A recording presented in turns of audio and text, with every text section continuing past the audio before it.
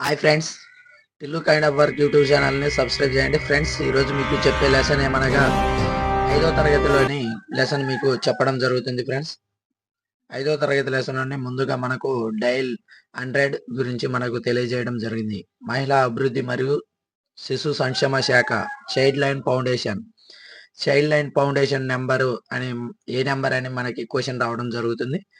1098 1098 ఈ నెంబర్ని మనము చైల్డ్ లైన్కి ఉపయోగించడం జరుగుతుంది.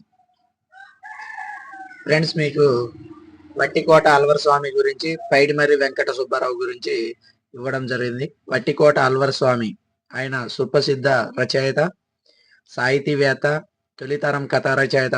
వట్టికోట అల్వర్ స్వామి నల్గొండ జిల్లాలోని చెరువు మాధారంలో 1/11/1915 నాడు జన్మించాడు. నిజాం పాలనకు వ్యతిరేకంగా పోరాడి జైలుకు వెళ్ళాడు. తెలంగాణ రాష్ట్రం ఏర్పడిన శుభ సందర్భంలో 2015 సంవత్సరంలో వట్టికోట అల్వర్ స్వామి శత జయంతి ఉత్సవాలను నిర్వహించారు. దీన్ని పురస్కరించుకొని తెలంగాణ రాష్ట్ర ప్రభుత్వం హైదరాబాద్లోని సిటీ సెంట్రల్ లైబ్రరీకి వట్టికోట అల్వర్ స్వామి పేరు పెట్టి నివాళులు అర్పించింది. ఈయన 5/2/1961 నాడు మరణించాడు. తెలంగాణలోని సాహితీ ప్రియులకు ఈయన స్ఫూర్తి కలిగించాడు. తెలంగాణ ప్రజలకు ఆరాధ్యుడైనాడు. ఓకేనా ఫ్రెండ్స్, ఈయన వందనాలు ప్రజల మనిషి వట్టికోట అల్వర్ అని ఇతని గురించి పాట రాయడం జరిగింది. అలాగే పైడిమర్రి వెంకట సుబ్బారావు అంటేనే మనకి తెలుసు. బడి కార్యక్రమాల్లో ప్రార్థనతో ప్రారంభమవుతున్నాయి. బడి కార్యక్రమాలు అనేవి ప్రార్థనతో ప్రారంభమవుతాయి. ప్రార్థనల్లో వందే మాత్రం, మన రాష్ట్ర గీతం, మన జాతీయ గీతం, జనగణమన పాడుతాం, ప్రతిజ్ఞ చేస్తాం. ప్రతిజ్ఞ రాసింది ఎవరో తెలుసా? పైడిమర్రి వెంకట సుబ్బారావు. ఈయన నల్లగొండ జిల్లా అన్నెపర్తిలో 1916 జూన్ 10న పుట్టాడు. రాంబాయమ్మ, రామయ్య ఈయన అమ్మా నాన్నలు. చిన్నప్పటి నుండి దేశభక్తి ఎక్కువ. తాను పుట్టిన నేల మీద గౌరవం ఎక్కువే. అలా పెరిగిన పైడిమర్రి ట్రెజరీ శాఖలో పనిచేశాడు. విశాఖపట్నంలో పనిచేస్తున్నప్పుడు 1962లో చైనా యుద్ధం వచ్చింది. చైనా ప్రభుత్వం ఆ దేశ విద్యార్థులకు, యువకులకు దేశభక్తి కలిగించే పాటలు పెట్టారు. మన విద్యార్థులకు కూడా అలాంటి పాటలు ఉండాలనుకున్నాడు. అందుకే ప్రతిజ్ఞ రాశాడు. పైడిమర్రి రాసిన ప్రతిజ్ఞ 1963లోని ఆనాటి ప్రభుత్వం అధికారికంగా పాఠ్య పుస్తకాల్లో చేర్చింది. ప్రతిరోజు ప్రార్థనల్లో విద్యార్థులచే చదివించాలని ఉత్తర్వులు జారీ చేసింది. కొన్ని రోజుల తర్వాత కేంద్ర ప్రభుత్వం ప్రతిజ్ఞను ఇంగ్లీష్తో పాటు భారతీయ భాషల్లోకి అనువాదం చేయించింది. జనగణమన వందే మాత్రం లాగా ప్రతిజ్ఞ కూడా అంత గుర్తింపు వచ్చింది. పాఠ్యపుస్తకాలు ఉన్నంత కాలం సుబ్బారావు పేరు నిలిచే ఉంటుంది. ట్రెజరీ అధికారిగా పనిచేసిన పైడిమర్రి 1971లో ఉద్యోగ విరమణ చేశాడు. తర్వాత హోమియో వైద్యుడిగా నల్గొండ పట్టణంలో దవాఖానా నడిపాడు. రోగులకు పైసలు తీసుకోకుండా మందులు ఇచ్చేవాడు. పైడిమర్రికి తెలుగుతో పాటు సంస్కృతం, ఉర్దూ, పారసీ, ఇంగ్లీష్, అరబీ భాషలు కూడా వచ్చు. కవిత్వం రాశాడు, కథలు రాశాడు. అరబీలోని కవిత్వాన్ని తెలుగులోకి అనువదించాడు. చాలా తెలివైన వాడుగా గుర్తింపు పొందాడు. 1988 ఆగస్టు 13న చనిపోయాడు. ఇంత గొప్ప మనిషి మన తెలంగాణ వాడు కావడం మనకు ఎంతో గర్వకారణం కదా. ఓకేనా ఫ్రెండ్స్, మనకి వట్టికోట అల్వర్ స్వామి గురించి, పైడిమర్రి సుబ్బారావు గురించి ఇచ్చారు.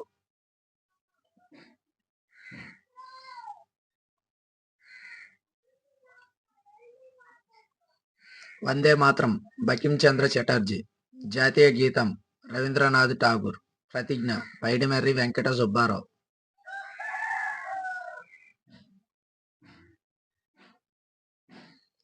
ఐదో తరగతి విశేష శిక్షిక పాఠ్యాంశాలు.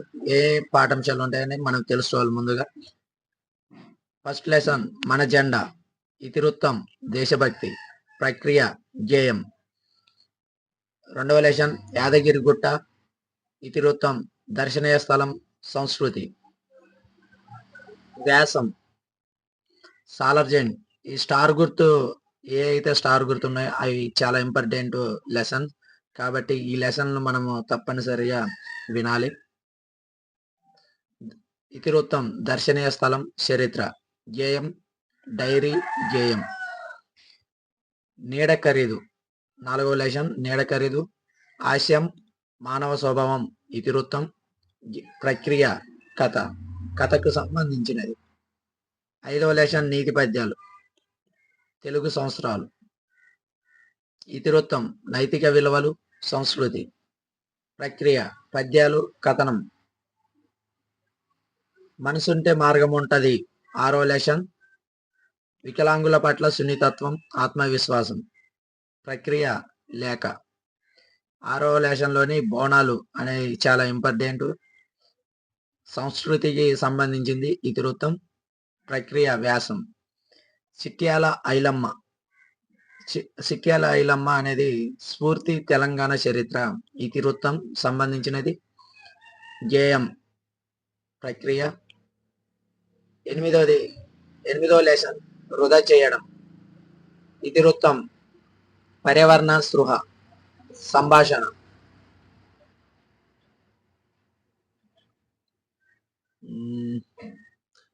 9వ లెసన్ గోపి డప్ప ఇతివృత్తం పిల్లల స్వభావం కథ. చింత చెట్టు పర్యావరణం స్వాగతం గేయం. సంసిద్ధత పాఠం మనకు ఈ విధంగా ఇవ్వడం జరుగుతుంది. వర్ణమాల అచ్చులు అల్లులు పై పాఠంలోని మనము నేర్చుకోవడం జరిగింది. ఒత్తులు పదాలు చదవడం అనేది మీకు తెలుసు కాబట్టి ద్వితాక్షరం సంయుక్త అక్షరాలు ఏ విధంగా ఉంటాయని.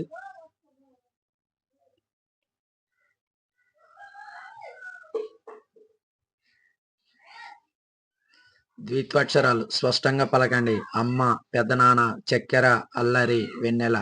ద్విత్వాక్షరం అనగా ఒకే ఒత్తు ఒకే అక్షరానికి రావడాన్ని ద్వితాక్షరం అంటారు. అదే ఒత్తు అదే ఒత్తుతో పలికితే దాన్ని ద్విత్వాక్షరం అంటారు. ఓకేనా. రామయ్య పొలానికి వెళ్ళాడు. నాగలికి ఎద్దులను కట్టాడు. దుక్కి దున్నాడు. సాలలో విత్తనాలు వేశాడు. వానలు పడ్డాయి. విత్తనాలు మొలికెత్తాయి. కొంతకాలానికి పంట చేతికి వచ్చింది. పంటలు సంతలో అమ్మాడు. డబ్బులు బాగా వచ్చాయి. రామయ్య ఎంతో సంతోషపడ్డాడు. ఈ పేరాన్ని చదవండి. ఒత్తు అక్షరం కింద గీత గీయండి. ఒత్తు. రామయ్య పొలానికి వెళ్ళాడు. నాగలికి ఎద్దులను దుక్కి దున్నాడు. సాలలో విత్తనాలు పడ్డాయి. విత్తనాలు మొలికెత్తాయి. ఇవి ఇక్కడ కింద రాయాలి ఫ్రెండ్స్. కింద పదాలను చూడండి. గీసిన అక్షరాల మధ్య తేడాను చెప్పండి. ముక్క మర్కటం. క అనేది రా అనేది ఒక వేరే అక్షరం. ఇది ద్వితాక్షరం సంయుక్త అక్షరం.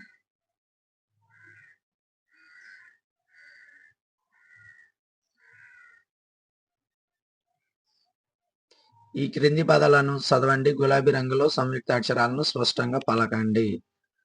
చమత్కారం, ఉత్కాల, జట్కా, అబ్కారీ, చెంకి, కర్కటం. ఓకేనా ఫ్రెండ్స్. అంటే ఒక ఒత్తు వేరొక ఒత్తు పలుకుతే దాన్ని సంయుక్త అక్షరం అనడం జరుగుతుంది. మీకు కింది లెసన్లోనే చెప్పడం జరిగింది. ఎవరైనా ద్వితాక్షరం సంయుక్త అక్షరం గురించి తెలుసుకోవాలనుకుంటే కింది లెసన్ 4వ తరగతిని ఒకసారి చూడండి.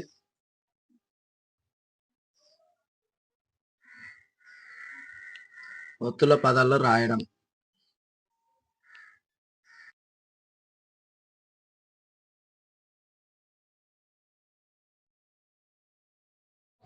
మన జెండా ఫస్ట్ లెసన్ ఫ్రెండ్స్.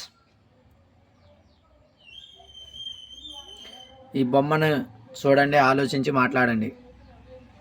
మన జెండాలోని ఉద్దేశం భారత స్వతంత్రం పోరాటంలో మన జెండా కలిగించిన చైతన్యం, ఉత్తేజం గురించి ఈ గేయంలో ఉన్నది. మన జెండా బ్రిటిష్ వారి గుండెల్లో గబులు పుట్టించింది. అడలెత్తించిన విధానం ఎటువంటిదో ఈ గేయం ద్వారా తెలుసుకుంటారు.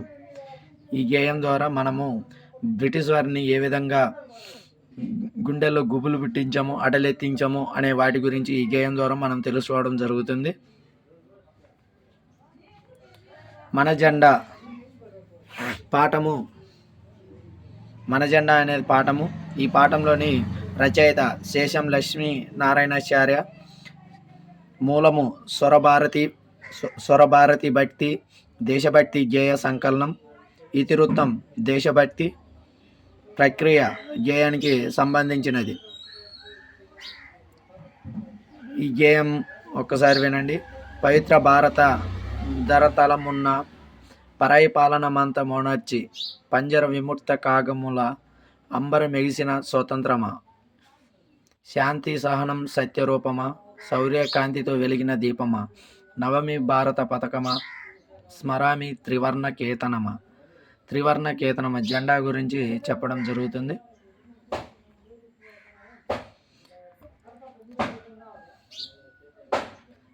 పాట గేయం రచయిత శేషం లక్ష్మీనారాయణాచార్య. స్వరభారతి దేశభక్తి గేయ సంకలనంలోనిది.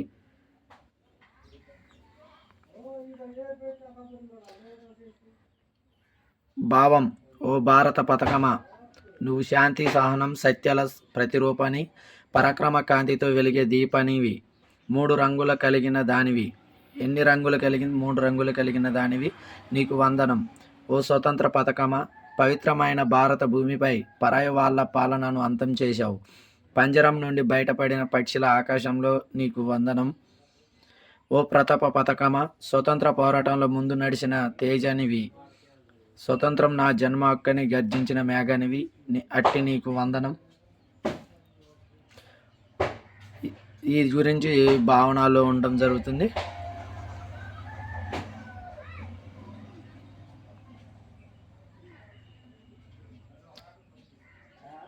ఈ కింది పేరా చదవండి, ప్రశ్నలకు జవాబులు రాయండి. తెలంగాణ రాష్ట్రం జూన్ 2వ తేదీన 2014లో ఆవిర్భవించింది. తెలంగాణ సంస్కృతి సంప్రదాయాలు ప్రతిబింబించేలా తెలంగాణ రాష్ట్ర ప్రభుత్వం అధికారిక చిహ్నాలను ప్రకటించింది. రాష్ట్ర జంతువుగా జింకను, రాష్ట్ర పక్షిగా పాలపిట్టను, రాష్ట్ర పుష్పంగా తంగెడు పువ్వును, రాష్ట్ర వృక్షంగా జమ్మి చెట్టును సమివృక్షం అధికారిక చిహ్నాలుగా నిర్ణయించింది.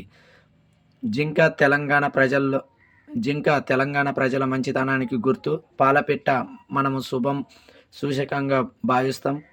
పసుపు పచ్చగా కలకల్లాడుతూ ప్రకృతికి అందం తెచ్చే తంగెడు పువ్వును బతుకమ్మ పేర్చడానికి వాడతారు. పై పేరకు పేరు పెట్టండి. ఈ పేరకు పేరు పెట్టండి. తెలంగాణ రాష్ట్రం ఎప్పుడు ఏర్పడింది? తెలంగాణ రాష్ట్ర అధికారిక చిహ్నాలు వేటిని ప్రకటించారు? పై పేరాలో ఆవిర్భవించింది అనే పదానికి అర్థం రాయండి. తంగెడు పువ్వు ప్రత్యేకత ఏంటి? ఈ కింది వాక్యాలు చదవండి. గీత గీసిన పదాలకు అర్థాలు రాయండి. ఆగస్టు 15, జనవరి 26 తేదీలో దేశమంతటా త్రివర్ణ కేతనం ఎగరవేస్తారు. త్రివర్ణ కేతనం ఎగరవేస్తారు. కేతనం పతాకం, త్రివర్ణ పతాకం ఎగరవేస్తారు. అంబరంలో పక్షులు ఎగురుతూ పోతున్నాయి. ఆకాశంలో ధరతలం మీద మనతో పాటు ఎన్నో జీవరాశులు కూడా ఉన్నాయి. భూమి మీద మనతో పాటు ఎన్నో జీవరాశులు కూడా ఉన్నాయి. వానాకాలంలో ఆకాశంలో పర్జన్యాలు ముసురుకొస్తాయి. మేఘాలు పర్జన్యాలు, మేఘాలు పర్జన్యాలు.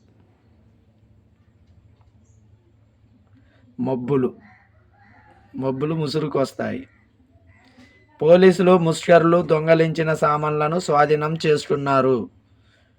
పోలీసులు ముష్కరులు దొంగలించిన సామాన్లను స్వాధీనం చేసుకున్నారు.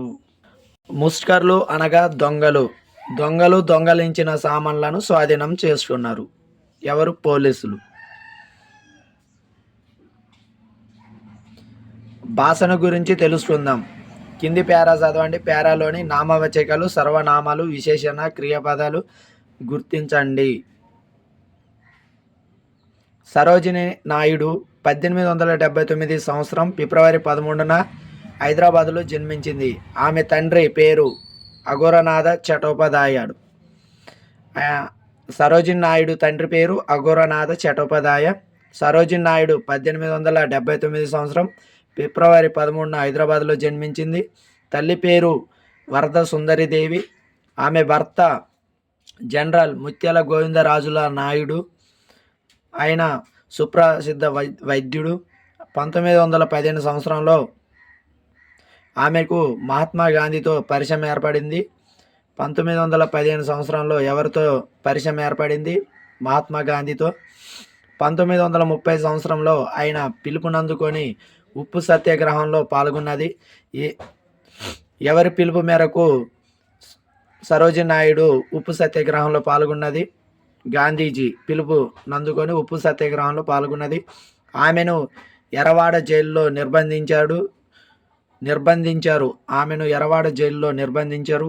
అక్కడ ఆమె పూల మొక్కలకు నిత్యం నీరు పోసి వాటిని చక్కగా పెంచుతుండేది. ఆమె ఆంగ్లంలో ఎన్నో కవితలను రాసింది. ఆంగ్ల కవయిత్రిగా మంచి పేరు సంపాదించింది. అంతేగాక భారత కోకిల, నైటింగేల్ ఆఫ్ ఇండియా అనే గొప్ప పేరు కూడా సంపాదించింది.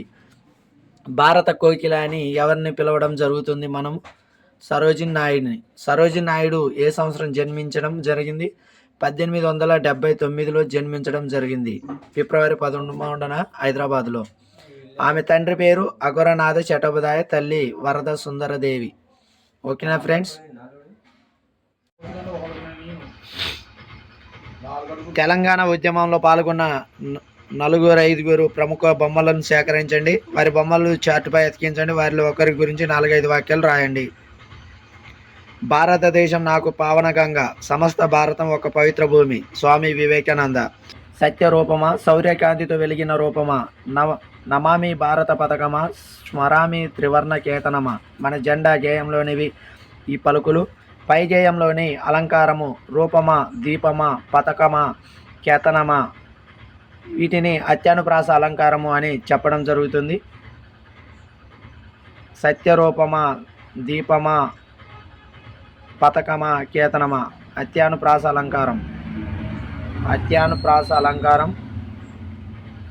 భారత పథకం దేనికి ప్రతిరూపం? భారత పథకం దేనికి ప్రతిరూపం? శాంతి, సహనం, సత్యాలకి. శాంతి, సహనం, సత్యం. పంజరం నుండి బయటపడిన పక్షిలాగా ఎగిరినది ఎవరు? పంజరం నుండి పక్షిలాగా బయటపడి ఎగిరినది ఎవరు? జెండా. స్వాతంత్రం మా జన్మ హక్కుని గర్జించిన పర్జన రావమ్మ. గర్జించిన స్వాతంత్రం నా జన్మ హక్కుని గర్జించిన మేఘం మన జెండా. మదించిన ఏనుగుల వలె ఉన్న బ్రిటిష్ దుశ్మనులను భయపెట్టిన అంకుశం మన జాతీయ పథకం. అంకుశమా మన జాతీయ పథకం.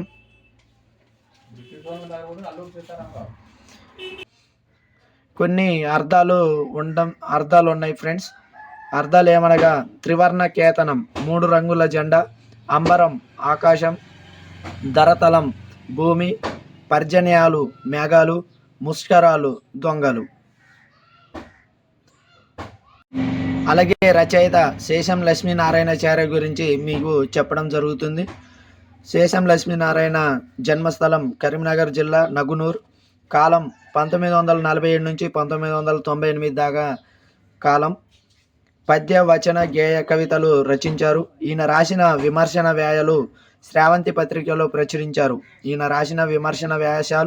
శ్రావంతి పథకాల్లో రచించారు. శ్రావంతి పత్రిక నడిపినది దక్షిణ భారత హిందీ ప్రచార సభ.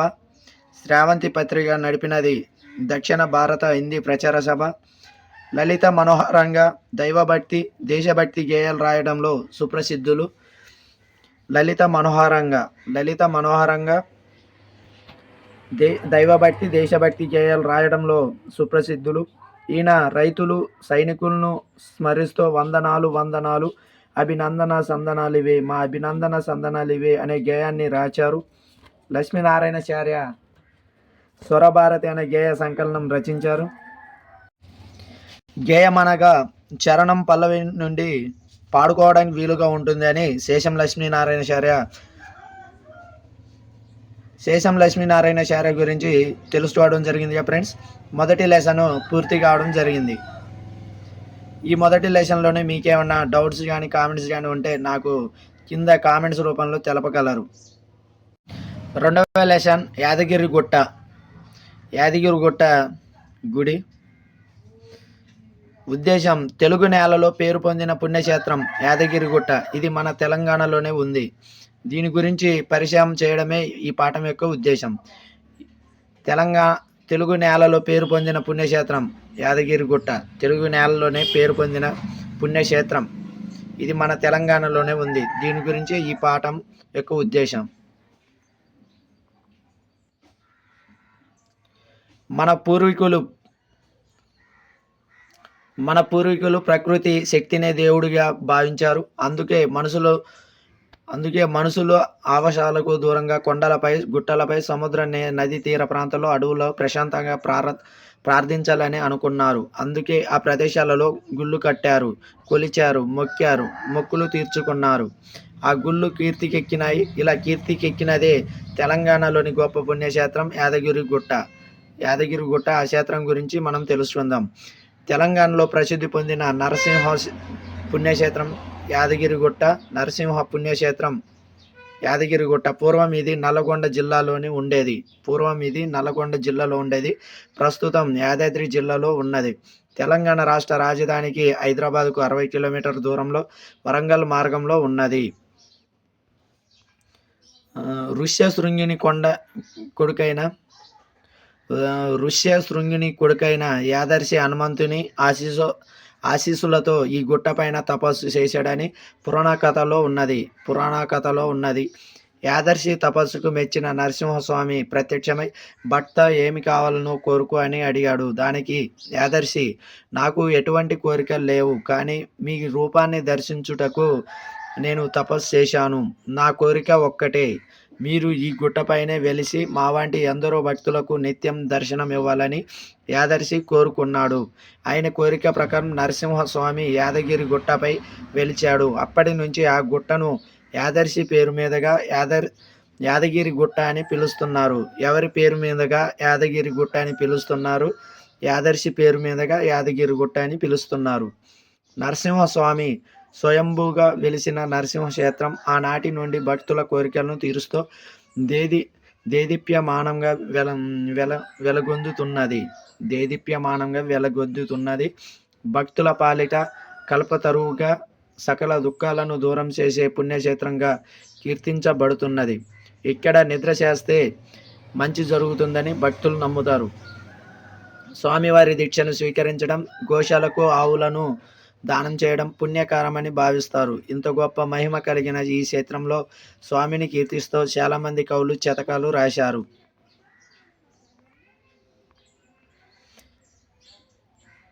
ఈ గుట్ట మీద ఒక గుండం ఉన్నది. దాన్నే విష్ణుగుండం అని పిలుస్తారు. ఇందులో స్నానం చేస్తే పాపాలు తొలగిపోతాయని భక్తుల నమ్మకం. విష్ణుగుండంలో స్నానం చేస్తే పాపాలు పోతాయని భక్తుల యొక్క నమ్మకం.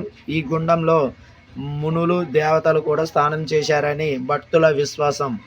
విష్ణుగుండం పక్కనే ఆంజనేయ స్వామి దేవాలయం ఉన్నది. ఈ కొండ మీదనే మరొక దేవాలయం ఉన్నది. అదే రామలింగేశ్వర ఆలయం. నరసింహస్వామిని దర్శించుకున్న భక్తులు తప్పకుండా ఈ రామలింగేశ్వరుణ్ణి కూడా దర్శించుకుని ఆ స్వామి అనుగ్రహాన్ని పొందుతారు. నరసింహస్వామి ఆలయంలో స్వామివారికి ప్రతి నెల స్వాతి నక్షత్రం రోజున అష్టోత్తర శత కలశాభిషేకం జరుగుతుంది. ప్రతి నెల నరసింహస్వామి ఆలయంలో స్వామివారికి ప్రతి నెల స్వాతి నక్షత్రం రోజున అష్టోత్తర శాత కలశాభిషేకం జరుగుతుంది. ఉగాది రోజున స్వామివారికి తిరువిధ సేవ చేసి పంచాంగ శ్రావణం జరుపుతారు. శ్రీరామనవమి, హనుమాన జయంతి, శ్రీకృష్ణాష్టమి పండుగలకు పవిత్రోత్సవాలు జరుపుతారు.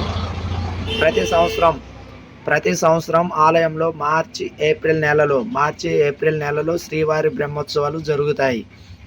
పాల్గొన శుద్ధ విధియ నుండి ద్వాదశి వరకు 11 రోజులు ఈ బ్రహ్మోత్సవాలు అంగరంగ వైభవంగా జరుగుతాయి. పాల్గొన శుద్ధ విధియ నుండి ద్వాదశి వరకు 11 రోజులు ఈ బ్రహ్మోత్సవాలు అంగరంగ వైభవంగా జరుగుతాయి. ఈ ఉత్సవాల్లో భాగంగా శ్రీవారి ఎదుర్కోలు, కళ్యాణం, రథోత్సవం కన్నుల పండుగగా జరుగుతాయి. అంతేకాకుండా కవి సమ్మేళనాలు, ధార్మిక కార్యక్రమాలు కూడా జరుగుతాయి. ఈ బ్రహ్మోత్సవాలకు విపరీతంగా భక్తుల తాకిడి ఉంటుంది. అన్ని జిల్లాల నుండి ఇతర రాష్ట్రాల నుండి భక్తులు స్వామివారిని దర్శిస్తారు. భక్తులు యాదగిరి గుట్టకు చేరుకోవడానికి 2 తోవలు ఉన్నాయి. ఒకటి మెట్ల తోవ, మరొకటి బస్సులు పోయే తోవ. గ్రామాల నుంచి వచ్చే చాలామంది భక్తులు మెట్లు ఎక్కి గుట్ట మీద ఉన్న గుడికి చేరుకుంటారు. వివిధ ప్రాంతాల నుంచి వచ్చే భక్తుల బస కోసం దేవస్థానం కమిటీ వాళ్ళు గదులు కట్టించారు. తెలంగాణ పర్యాటక శాఖ కూడా భక్తుల కోసం గుట్టపైన గదుల వసతి కల్పిస్తున్నది. ఇక్కడికి వచ్చే భక్తులు స్వామివారికి తలనీళ్ళలు సమర్పించి దేవుడిని దర్శనం చేసుకుని లడ్డు పులిహార ప్రసాదాలు స్వీకరించి గుట్ట కిందకి చేరుకుంటారు. కిందకి చేరుకున్న భక్తులు ఈ గుట్ట దగ్గరలోనే ఉన్న పాత నరసింహస్వామిని కూడా దర్శనం చేసుకోవడం ఒక ఆనవాయితీగా వస్తున్నది. తెలంగాణ రాష్ట్రం ఏర్పడ్డాక సప్తగిరి పేరుతో ఉన్న దూరదర్శన్ ఛానల్కు యాదగిరి అనే పేరు పెట్టారు. సప్తగిరి ఉన్న పేరుతో దూరదర్శన్ ఛానల్కి ఏ పేరు పెట్టారు? యాదగిరి అనే పేరు పెట్టారు. తెలంగాణలో నివసిస్తున్న చాలామందికి యాదగిరి అనే పేరు పెట్టుకోవడం ఒక ఆచారంగా ఉన్నది. అంటే యాదగిరి గుట్టకు ఆధ్యాత్మిక ప్రాధాన్యత ఎంతో ఉన్నదో మనకు అర్థమవుతున్నది.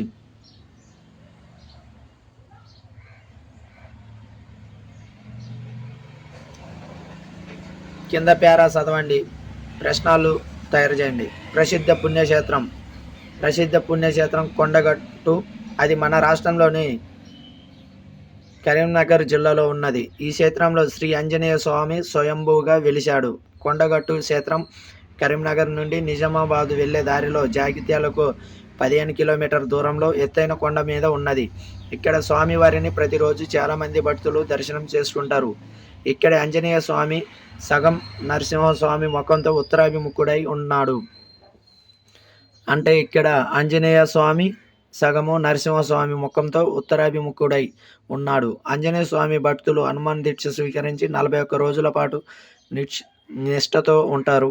ఎలాంటి శారీరక మానసిక రుగ్మతలైన స్వామివారి దర్శనంతో తొలగిపోతాయని భక్తులు నమ్ముతారు. దీనికి దగ్గరలోనే జవహర్ లాల్ నెహ్రూ సాంకేతిక విశ్వవిద్యాలయం చెందిన ఇంజనీరింగ్ కళాశాల కూడా ఉన్నది. జవహర్ లాల్ నెహ్రూ సాంకేతిక విశ్వవిద్యాలయం చెందిన ఇంజనీరింగ్ కళాశాల కూడా ఉన్నది. కొండగట్టు అంజన్నపై భక్తితో కవులు శతకాలు కూడా రాశారు. కొండగట్టు పుణ్యక్షేత్రం ఎక్కడ ఉన్నది? కరీంనగర్ జిల్లాలోని శ్రీ ఆంజనేయ స్వయంభుగా వెలిశాడని ఈ పుణ్యక్షేత్రం. ఇక్కడి ఆంజనేయ స్వామి సగము నరసింహస్వామి ముఖంతో ఉత్తరాభిముఖుడై ఉన్నాడు. ఆంజనేయ స్వామి భక్తులు హనుమాన్ దీక్ష స్వీకరించి 41 రోజుల పాటు నిష్ఠతో ఉంటారు. భాషను ఈ క్రింది వాక్యాలు చదవండి. క్రియాపదాలను పట్టికల్లో రాయండి. ఓన్లీ క్రియాపదాలు. ఇక్బాల్ బంతి ఆట ఆడుతున్నాడు. సంయుక్త పాట పాడింది. అమ్మ రేపు కొత్త బట్టలు కొని తెస్తుంది.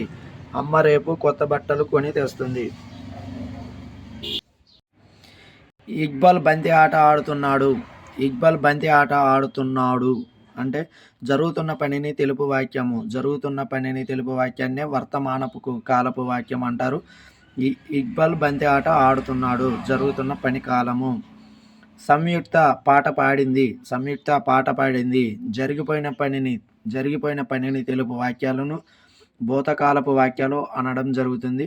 సంయుక్త పాట పాడింది, జరిగిన పని కాబట్టి భూతకాలపు వాక్యము. జరుగుతున్న పని వర్తమాన కాలము భూతకాలము. అమ్మ రేపు కొత్త బట్టలు కొని తెస్తుంది. అమ్మ రేపు కొత్త బట్టలు కొని తెస్తుంది. జరగబోయే పని గురించి భవిష్యత్తు కాలం తెలియజేస్తుంది. పట్టికను నింపారు కదా. పాడింది ఈ పదం జరగబోయే పని గురించి తెలుపుతున్నది. పై పట్టికను నింపారు కదా. పాడింది ఈ పదం జరిగిపోయిన పనిని గురించి తెలుపుతుంది. ఇట్లా జరిగిపోయిన పనిని గురించి తెలిపే పదాలు ఉన్న వాక్యాలను భూతకాలపు వాక్యాలు అంటారు. ఆడుతున్నాడు ఈ పదము ఆడుతున్నాడు ఈ పదము జరుగుతున్న పనిని తెలుపుతుంది కదా. ఇట్లా జరుగుతున్న పనిని గురించి తెలిపే పదాలు ఉన్న వాక్యాలను వర్తమాన కాలపు వాక్యాలు అంటారు. కొని తెస్తుంది ఈ పదము జరగబోయే పనిని తెలుపుతుంది కదా. ఇట్లా జరగబోయే పనిని గురించి తెలిపే పదాలు ఉన్న వాక్యాలను భవిష్యత్తు కాలపు వాక్యాలు అంటారు. ఆదిత్య రేపు హైదరాబాదు వెళ్తాడు అనేది భవిష్యత్తు కాలపు. గీత సినిమా చూసింది ఇది జరిగిపోయిన పని, భూతకాలపు. సౌమ్య పాఠము చదువుతున్నది, వర్తమాన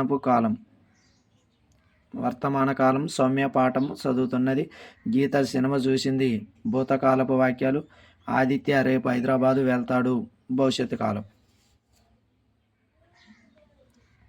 తెలంగాణ రాష్ట్రంలో ఎన్నో పుణ్యక్షేత్రాలు, దర్శనీయ స్థలాలు ఉన్నాయి. తెలంగాణలో ఏ జిల్లాలో ఏ పుణ్యక్షేత్రాలు ఉన్నాయో తెలుసుకొని రాయండి. తరగతిలో దర్శించుకోండి.